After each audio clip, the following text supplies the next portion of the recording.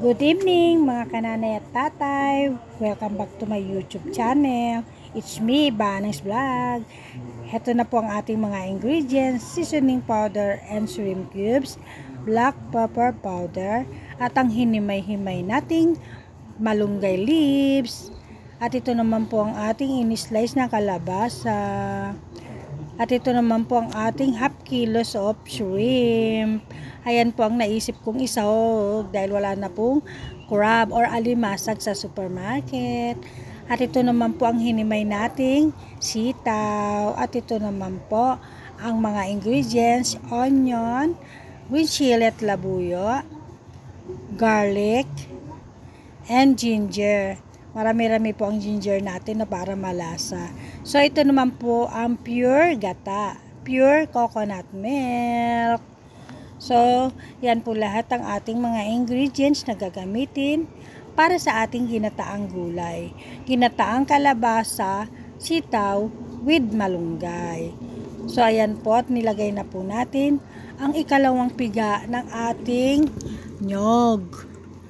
Ikalawang piga po yan para sa pagpapalambot ng ating mga gulay.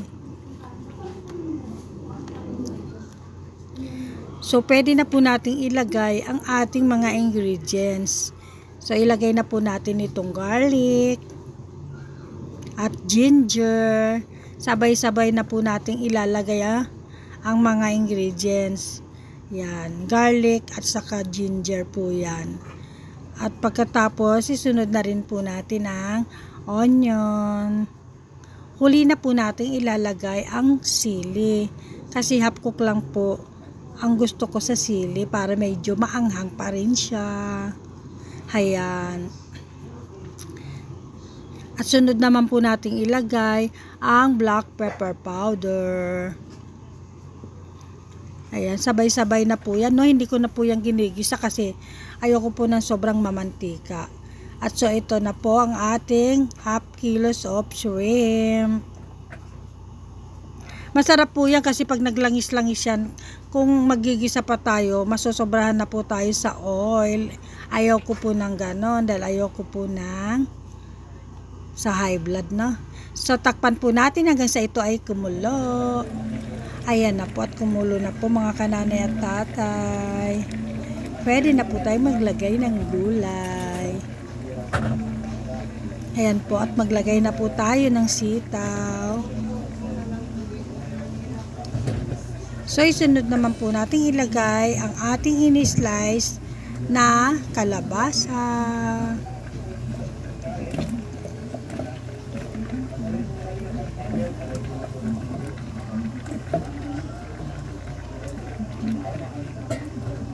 Ayan po, at nailagay na po natin lahat ng kalabasa, no? So, haluin na po natin ito ng dahan-dahan. Ayan, para maghiwa-hiwalay sila. Ayan po.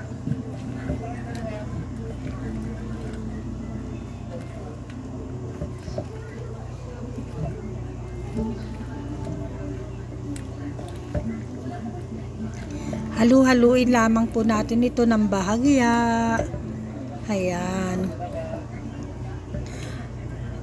Hayaan lang po natin siyang kumulo-kulo, no? Habang hinahalo. Ayan.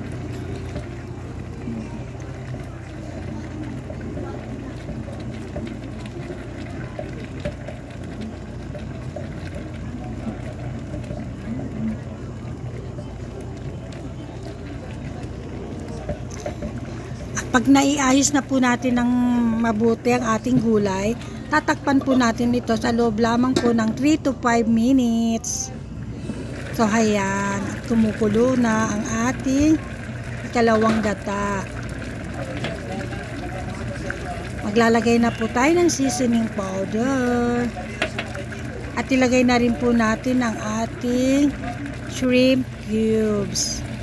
At ilagay na rin po natin itong pure coconut milk. Ayan, iikot-ikot lang po natin, no? Para lahat ay malagyan. Purong-puro po ito. Bali, 2 nyug po itong binili natin, mga kananay at tatay. para po masarap at malinamnam ang ating ginataang gulay. Ginataang kalabasa, sitaw with malunggay. Ayan po.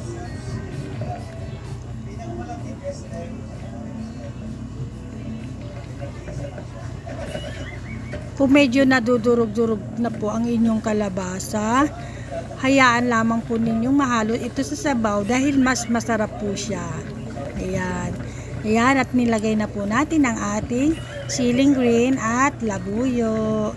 Ayan, huli ko na po yan nilalagay. Huwag na po nating balik-balik ta rin yung gulay, no, para hindi po lahat ng kalabasa ay madurog-durog kasi masarap po yung buo-buo pa siya. May ilang kasi dyan na maliliit talagang hiwa ko kasi para po madurog talaga dahil gusto ko yon. Mas malinamnam po ang sabaw ng ginataang gulay kung ang kalabasa ay madudurog po. Pero may technique po dyan. Yung ibang kalabasa po malalaki ang hiwa nyo. Yung iba po ay maliliit lang para madaling madurog. Tapos hahalo po yan sa gata ng nyog at mas malinamnam po ang lasa ng ating sabaw. Yun lang po mga kanani at tatay ang tip ko sa inyo. So pag hinalo ko po siya sa ilalim lang po, no, para hindi dumikit po sa ating kawali. Ayan po. Ganyan lang po, basta dahan-dahan lang. Hindi ko po ito pinapatuyuan, no. Ang pinapatuyuan ko lang pong gata ay ang laing, yung gabi po ba, dahon ng gabi. At saka po yung mga kangkong sitaw, yan pinapatuyuan ko yan. Pero pag langka po, ayan mga ganyan, hindi po, may konting sabaw po yan.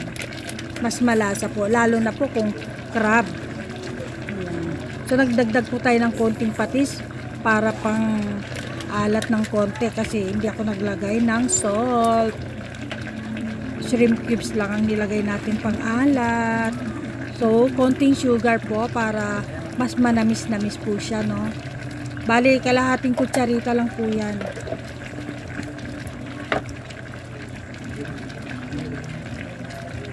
Napakaliit lang po na kasi ng laruan lang po yan na kutsara, kaya kalahating kutsarita. Ayan, naglagay na po tayo na malunggay leaves.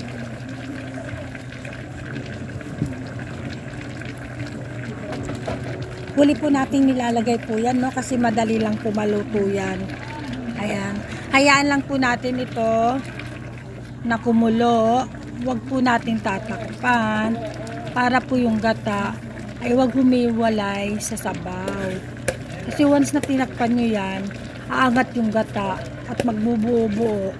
Ihiwalay po sa sabaw. Sabihin yung parang magtutubig siya, ganun. Pero pag di nyo po yan tinakpan, ay ang sarap po niyan dahil yung gata nakahalo talagang mabuti. Ayan. Hayaan lamang po natin siyang umunti-unti yung sabaw, no? Wag naman po yung parang sinigang. Yung tama lang na may katas-katas siya. Yun lang po. Wag po yung wag yung patutuyuan, wag rin masyadong maraming sabaw. Hintayin nating umunti-unti itong gata. Ayan, ganyan lang. Sarap po niyan mga kananay at tatay. Ang bango-bango kaya.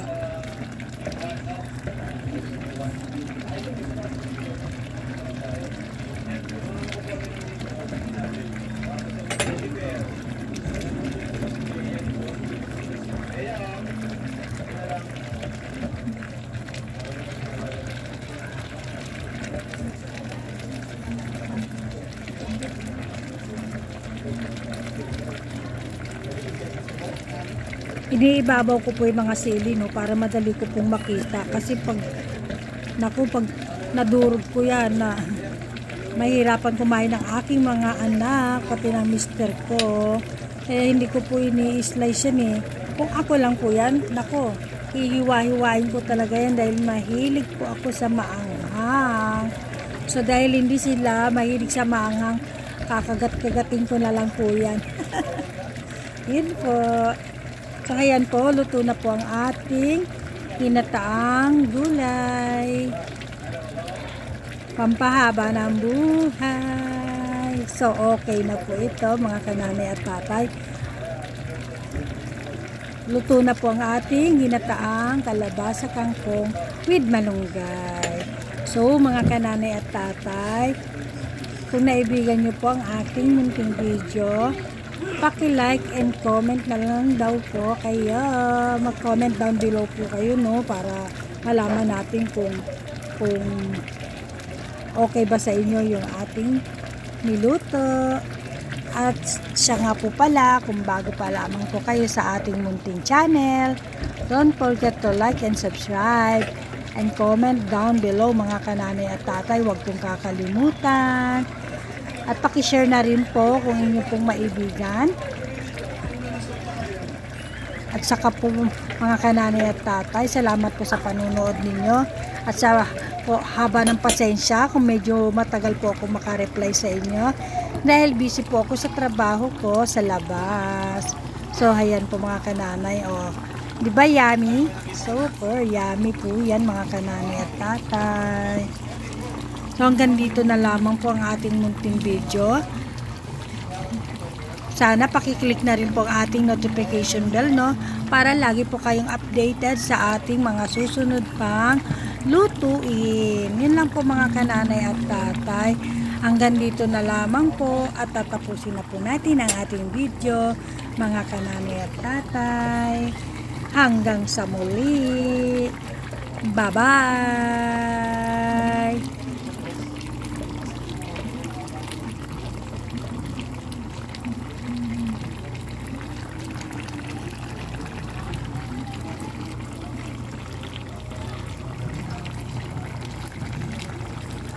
Bye-bye po!